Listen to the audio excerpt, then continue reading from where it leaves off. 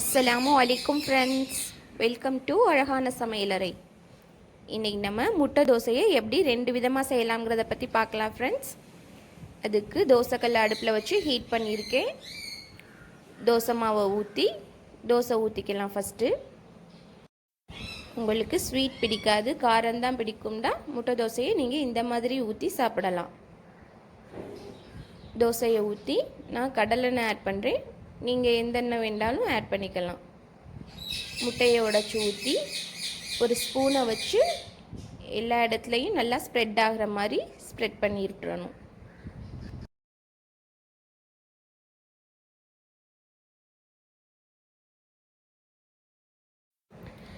இந்த மாதிரி முட்டையை ஸ்ப்ரெட் பண்ணதுக்கப்புறம் கொஞ்சமாக சால்ட்டு ஸ்ப்ரெட் பண்ணி விட்டு பெப்பர் பவுடரையும் இதே மாதிரி ஸ்ப்ரெட் பண்ணி விடணும்.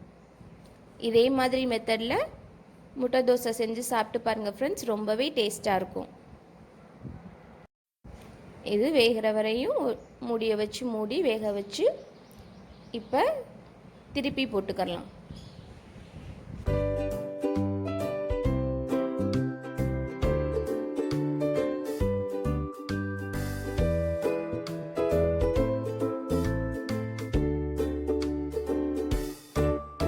ரெண்டு பக்கமும் நல்லா வெந்துருச்சு.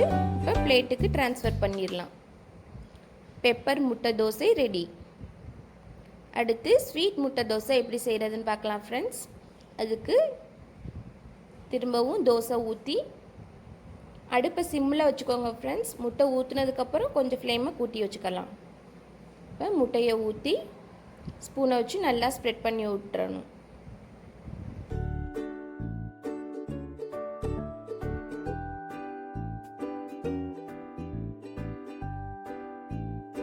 இந்த மாதிரி ஸ்ப்ரெட் பண்ணதுக்கப்புறம் ஸ்வீட் முட்டை தோசைக்கு எண்ணெயை விட கீ ஊற்றினா தான் ஃப்ரெண்ட்ஸ் ரொம்பவே டேஸ்ட்டாக இருக்கும். இந்த மாதிரி 2 டேபிள் ஸ்பூன் நெய் ஊற்றி சுகரை இந்த மாதிரி ஸ்ப்ரெட் பண்ணி விட்டுக்கோங்க ஃப்ரெண்ட்ஸ். சுகரை தொட்டு சாப்பிட்றத விட இந்த மாதிரி தோசையிலே ஸ்ப்ரெட் பண்ணி விட்டு சாப்பிட்டா அது ரொம்பவே டேஸ்ட்டாக இருக்கும் ஃப்ரெண்ட்ஸ். நீங்களும் இதே மாதிரி ட்ரை பண்ணி பாருங்கள். இப்போ 2 பக்கமும் வேக வச்சு பிளேட்டுக்கு ட்ரான்ஸ்ஃபர் பண்ணிடலாம். இந்த முட்டை தோசையை அப்படியே சாப்பிட்றலாம். இதுக்கு சைட் டிஷ்லாம் எதுவுமே தேவையில்லை. சுகர் நல்லா மெல்ட் ஆகி நல்ல டேஸ்ட்டு கொடுக்கும் ஃப்ரெண்ட்ஸ்.